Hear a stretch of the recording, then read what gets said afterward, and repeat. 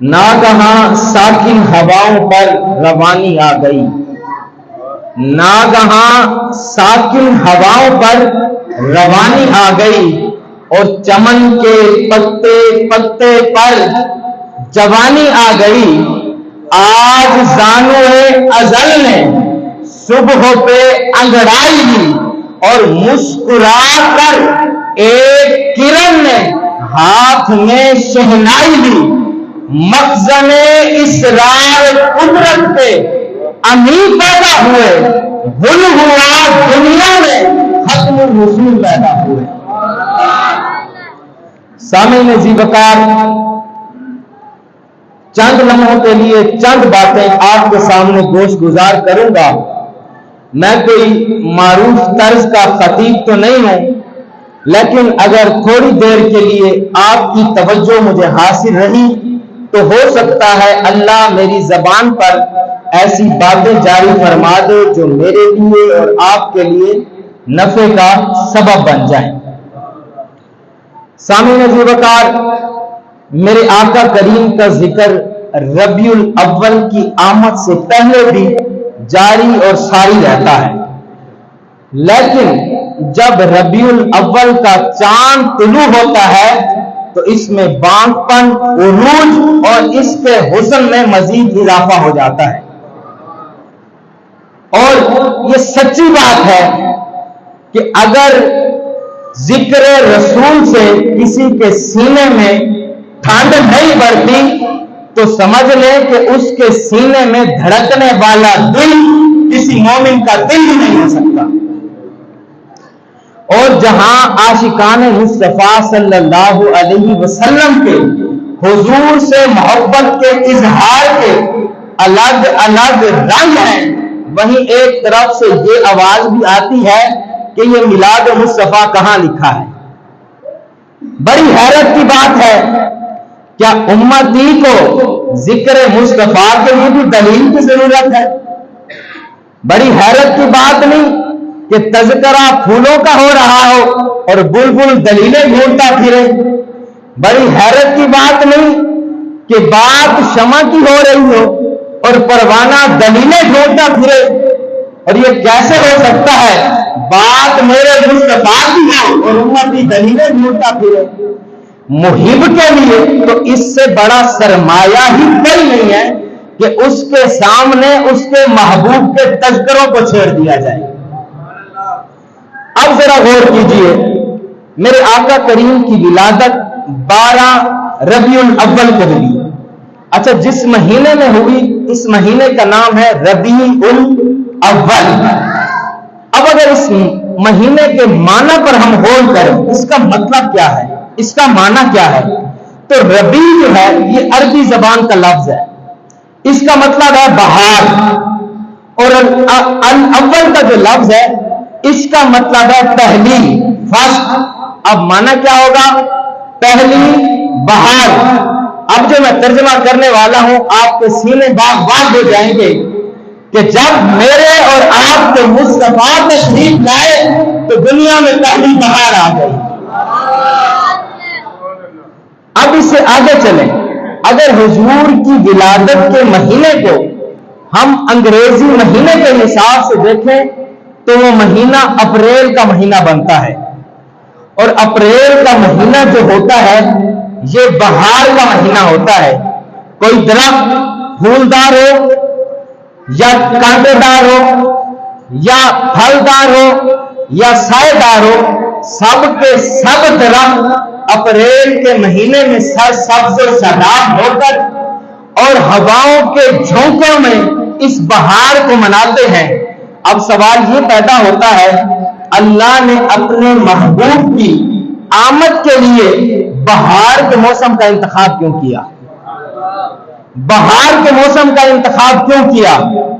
سنے علماء نے بڑے کمال کا نقطہ عطا فرمایا کہ اس لیے گویا اللہ فرما رہا تھا، محبوب تیری آمد ہونے والی ہے، جب تو دنیا میں تشریف لے کر جائے گا اس وقت تیرا کوئی کلمہ گو تو ہوگا نہیں، اس وقت ابو بکر تو ہوں گے نہیں، اس وقت عمر جیسے سپاہی تو ہوں گے نہیں، اس وقت عثمان تو ہوں گے نہیں، علی بھی نہیں ہوں گے، ابو ہریرہ بھی نہیں ہوں گے، عبداللہ بن مسعود بھی نہیں ہوں گے، اور حضرت بلال جیسے تیرے عاشق بھی نہیں ہوں گے۔ محبوب تو دنیا میں جائے گا، تیرا کوئی امتی بھی نہیں ہے، غلام بھی نہیں ہے، تیری آمد کی خوشی کون منائے گا؟ اس لیے اللہ نے فرمایا محبوب تو جا رہا ہے، یہ ہو نہیں سکتا کہ تیری آمد ہے اور خوشی نہ منائی جائے، اس لیے میں نے تیری آمد کے لیے ایسے موسم کا انتخاب کیا ہے کہ جب تیری آمد ہوگی تو اس وقت درخت بھی ہواؤں کے جھنڈے میں جھوم کر تیرا میلاد منائیں گے۔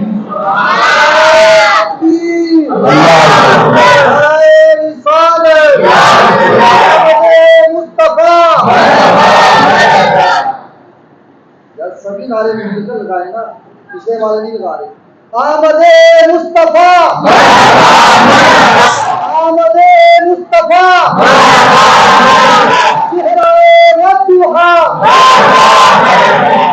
اب ذرا اس سے آگے چلے۔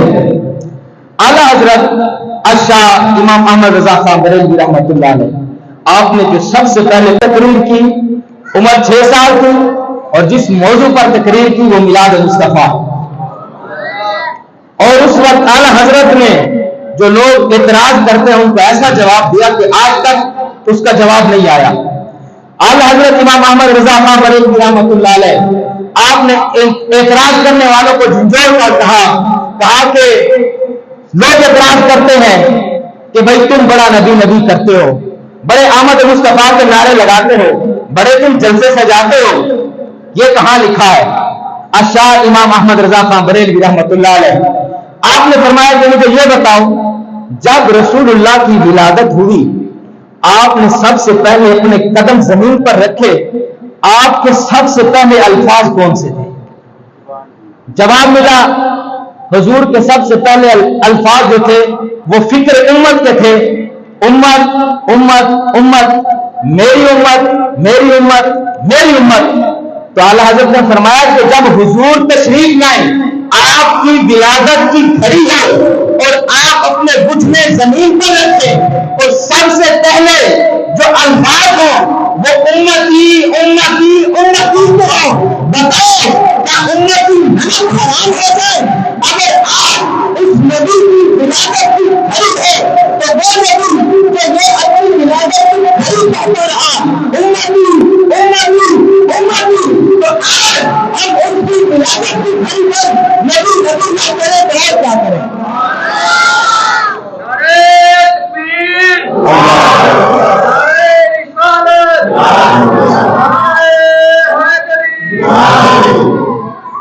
تو فرمایا کہ آج ہم اس کی ولادت پر نبی نبی نہ کریں تو اور کیا کریں؟ اس لیے تو ہم بھی رضا کی زبان میں یہی کہیں گے، سب سے اولا و اعلیٰ ہمارا نبی، سب سے بالا و اعلیٰ ہمارا نبی، اپنے مولا کا پیارا ہمارا نبی، ملک کونین میں انبیاء تاجدار، تاجداروں کا آقا ہمارا نبی، جس کے کلموں کا دھون ہے آب حیات، وہ جانے مسیح ہے ہمارا نبی۔ سارے اچھوں سے اچھا سمجھیے جسے، ان اچھوں میں اچھا، سارے اونچوں میں اونچا سمجھیے جسے، ان اونچوں میں اونچا۔ کیا خبر کتنے تارے کھلے چھپے، پر نہ ڈوبے نہ ڈوبا، کون دیتا ہے دینے کو منہ چاہیے، دینے والا ہے سچا، خلق سے اولیاء، اولیاء سے رسول، سب رسولوں سے اعلیٰ۔ تو ہم نبی نبی نہ کریں تو اور کیا کریں؟ ہم تو یہی کہیں گے چمک تجھ سے پاتے ہیں سب پانے والے، میرا دل بھی چمکا دے اے چمکانے والے۔ آج لوگ بڑے عجیب و غریب قسم کے سوال کرتے ہیں، کہتے ہیں کہ بھئی یہ بتاؤ یہ جو میلاد ہے، یہ جلسہ ہے، کیا حضور کے زمانے میں بھی ہوا تھا؟ کیا حضور کے زمانے میں بھی ہوا تھا؟ سب سے پہلا جواب بھائی جو بندہ یہ اعتراض کرے کیا حضور کے زمانے میں ہوا تھا، اس کا یہ اعتراض کرنا ہی غلط ہے۔ کیسے؟ اگر بندہ یہ اعتراض کرے گا تو قادیانیوں کے لیے راستہ بالکل کھلا ہے۔ کس طرح؟ ہم کہتے ہیں بھائی یہ بتا جو ہمارے نبی ہیں وہ اللہ کے کون سے نبی ہیں، پہلے دوسرے آخری کون سے؟ کہنے لگا کہ وہ اللہ کے آخری نبی ہیں۔ خاتم النبیین ہیں. ہم نے کہا یہ بتاؤ حضور کی آمد کے بعد کیا ہم حضرت آدم علیہ السلام کی شریعت کی پیروی کر سکتے ہیں؟ کہنے لگا نہیں. بتاؤ کیا نوح علیہ السلام کی شریعت کی پیروی کر سکتے ہیں؟ جواب نہیں. بتاؤ کیا ابراہیم علیہ السلام کی شریعت کی پیروی ہو سکتی ہے؟ جواب نہیں. بتاؤ کیا ابراہیم علیہ السلام کی شریعت کی پیروی ہو سکتی ہے؟ جواب نہیں. ہم نے کہا بھائی کیوں؟ اللہ کے پیارے ہیں, ان کی شریعت کی پیروی کیوں نہیں ہو سکتی ہے؟ کہنے لگا کہ ان کا زمانہ ہی نہیں ہے. کہنے لگا ان کا زمانہ نہیں ہے. میں نے کہا پھر بتانا پڑے گا تجھے, یہ زمانہ میرے حضور کا ہے, تو جس کے زمانے میں ہم جی رہے ہیں اسی کے زمانے میں اسی کے دین کو گا رہے ہیں, تو یہ زمانہ ہی حضور کا زمانہ ہے. اگر تو کہے گا یہ زمانہ حضور کا نہیں ہے, پھر تو قادیانی کھڑے ہو کر کہہ سکتے ہیں حضور کا زمانہ گیا, مرزا قادیانی ہمارا نبی ہے, یہ اس کا زمانہ ہے. پھر تو کیا جواب دے گا؟ یہ تو ان کے لیے سیدھا سیدھا راستہ کھول رہا ہے. تو یہ اعتراض ہی غلط ہے. اعتراض کیا بنتا ہے؟ اعتراض تو یہ بنتا ہے تو یہ کہے کہ مجھے یہ بتاؤ کیا حضور کی ظاہری حیات میں بھی ایسا جلسہ ہوا جیسا جلسہ نشائیہ قادریہ میں ہو رہا ہے؟ کیا حضور کی ظاہری حیات میں بھی ایسا جلسہ ہوا؟ تو ہم نے کہا پھر ہم بتاتے ہیں ایسا جلسہ ہوا ہے. مسلم شریف کی حدیث ہے, شعب الایمان میں بھی حدیث موجود ہے. میرے آقا کریم عائشہ حجرہ سے باہر نکلے, مسجد نبوی کا صحن ہے, صحابہ بیٹھے گفتگو کر رہے ہیں. میرے آقا باہر تشریف لائے, صحابہ بیٹھے ہیں. میرے آقا نے پتہ کیا فرمایا؟ میرے آقا نے فرمایا صحابہ ما اجلسکم, تمہارا جلسہ کیسا ہے؟ بھائی لفظ بھی جلسے کے ہیں. جو کہتے ہیں یہ جلسہ کرنا کیسا ہے, وہ ملاز کرنا کیسا ہے, سیدھے سیدھے لفظ بھی یہی ہے ما اجلسکم, صحابہ تمہارا یہ جلسہ کیسا ہے؟ اب سنیں, صحابہ بھی وہی جواب دیتے ہیں جو آج ہم جواب دیتے ہیں. نشائیہ قادریہ میں بیٹھنے والوں, اگر تم باہر جاؤ اور تم سے کوئی پوچھے کہ مسجد میں کیا کر رہے تھے, جو تم جواب دو گے کہ ہم مسجد میں میلاد مصطفیٰ کر رہے تھے. سنو صحابہ کا جواب کیا تھا. صحابہ نے عرض کی یا رسول اللہ جلسنا نذکر اللہ نحمدہ علینا ہدانا للاسلام مننا علینا بک. یا رسول اللہ ہمارا یہ جلسہ اس لیے ہے, ایک تو ہم اللہ کا اس بات پر شکر کر رہے ہیں کہ اس نے ہمیں دین اسلام عطا فرمایا, دوسرا ہم اس بات پر اللہ کا شکر کر رہے ہیں کہ اللہ نے آپ کی صورت میں ہم پر انعام فرمایا ہے.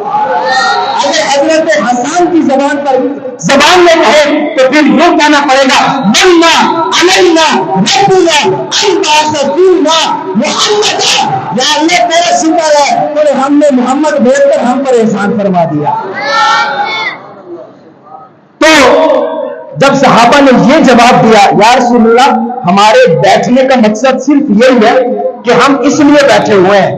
اب سنو بات یہاں تک ختم نہیں ہوئی. میرے آقا نے صحابہ سے آگے بھی پوچھا. کیا پوچھا؟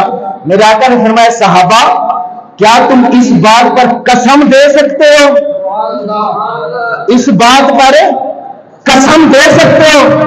بھائی کیا صحابہ کے ایمان پر بھی کوئی بد اعتماد ہو سکتا ہے؟ ہرگز نہیں. لیکن صحابہ سے بھی سوال ہو رہا ہے کیا قسم دے سکتے ہو؟ اب صحابہ کو حیرت تو ہوئی کہ ہمارے آقا ہم سے قسم لے رہے ہیں, لیکن صحابہ نے یک زبان ہو کر کہا یا رسول اللہ ہم قسم دیتے ہیں کہ ہم اسی لیے بیٹھے ہوئے تھے, ہمارے جلسے کا مطلب یہی تھا. جب صحابہ نے یہ جواب دیا, اب سنیں ہمارے آقا نے کیا فرمایا.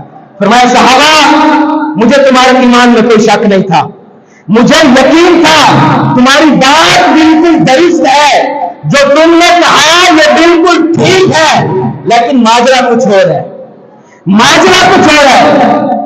میرے آقا نے فرمایا صحابہ بات یہ ہے, میں حجرے میں بیٹھا ہوا تھا, جبریل امین آئے, جبریل امین آئے اور انہوں نے آ کر کہا یا رسول اللہ آپ کے صحابہ باہر جو جلسہ کر رہے ہیں, آپ کے صحابہ باہر جو جلسہ کر رہے ہیں, یا رسول اللہ اللہ فرشتوں میں آپ کے صحابہ کے اس جلسے پر خوش ہو رہا ہے.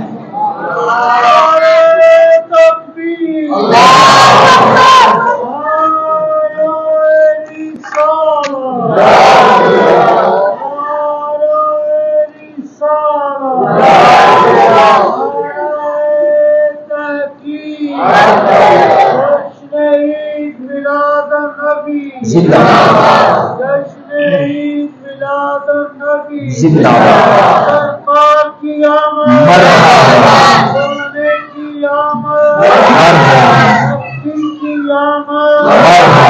نبی کی آمد۔ اب آگے چلیں، ایک اعتراض ہوتا ہے وہ بھی بڑا مشہور ہے، ہر سال جواب دیتے ہیں، لیکن اس سال میں نے تھوڑی سی کوشش کیا، میں نے کہا اس کے جواب کو تھوڑا سا وسیع کر دیں۔ اعتراض ہوتا ہے بھائی عیدیں تو دو ہیں، یہ تیسری عید میلاد النبی کہاں سے آ گئی ہے؟ میں اپنے ناقص علم کے مطابق انشاءاللہ آپ کو کم سے کم 65 عیدیں گنواؤں گا۔ اپنے ریاضی کو حاضر و ناظر رکھنا ہے، آپ نے مجھے بتانا ہے کتنی ہو گئی ہیں۔ 65 عیدیں میں نے آپ کو گنوانی ہے، آپ نے شمار کرنی ہے۔ سب سے پہلے ہم قرآن کا سہارا لیتے ہیں۔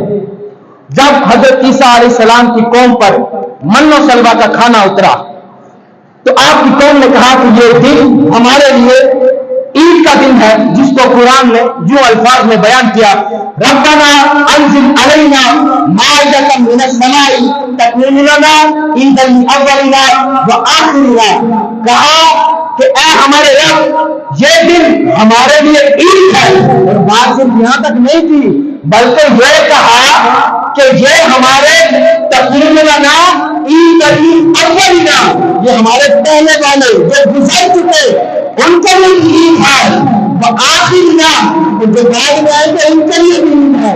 اور عیسائی آج بھی اس دن عید مناتے ہیں۔ یہ ایک عید کا ذکر قرآن میں آ گیا، گنتے جانا ہے کتنی عیدیں ہو گئی؟ ایک۔